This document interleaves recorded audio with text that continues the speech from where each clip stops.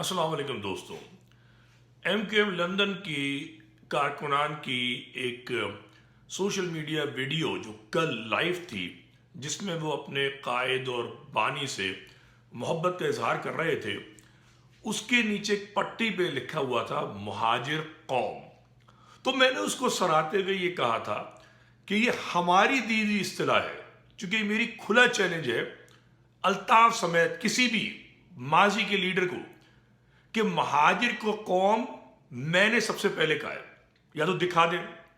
अगर दिखा देंगे तो मैं अपने अल्फाज वापस ले लूंगा। तो मैंने सिर्फ ये कहा है कि ये वो लोग जो वतनी एतबार से सिंधी बनने जा रहे थे गुज़िश्ता 1.5 साल से और उससे पहले भी, वो अब मजबूर हैं मुहाजिर कौम लफ्ज इस्तेमाल करने पे।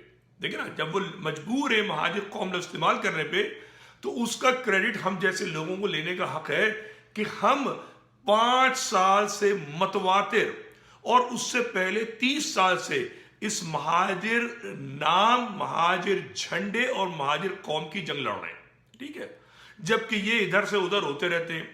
तो उस पर सीखपा हो गए और सीखपा होकर आज ट्विटर पे मुझ पे हमला किया, और हमला करते हुए लिखते हैं ये गैर मतरूका किस्म के लोग।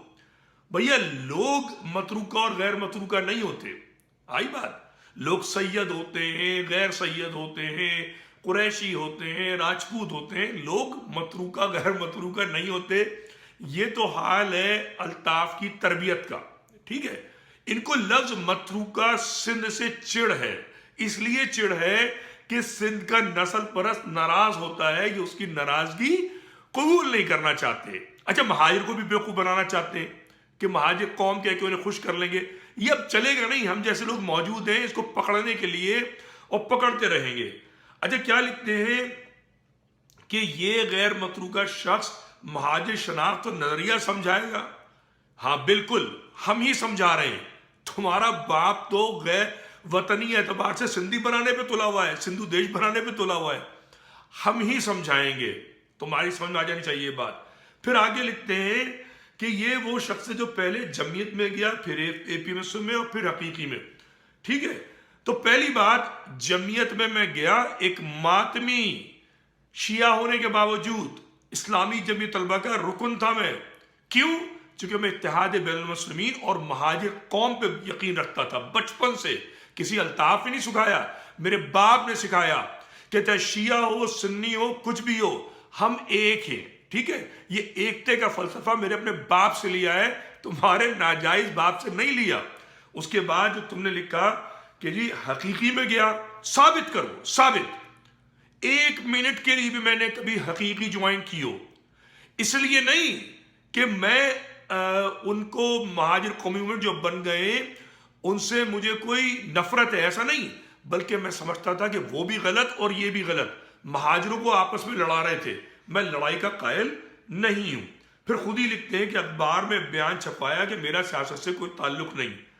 चलो, तुम्हें यह तो याद रहा कि नदीम रिजवी ने अखबार में बयान छपाया था, बयान दिया था, जब तुम्हारे इर्द गिर्द जमा लोग फौज के डंडे पर हकीकी में शामिल हो रहे थे, जब फौज के लिए काम कर रहे थे। नदीम रिजवी ने अपनी सलाहियतें नौजवानी में भी न फौज की दलाली की और न हकीकी ज्वाइन की। खामोश हो गया, खामोश।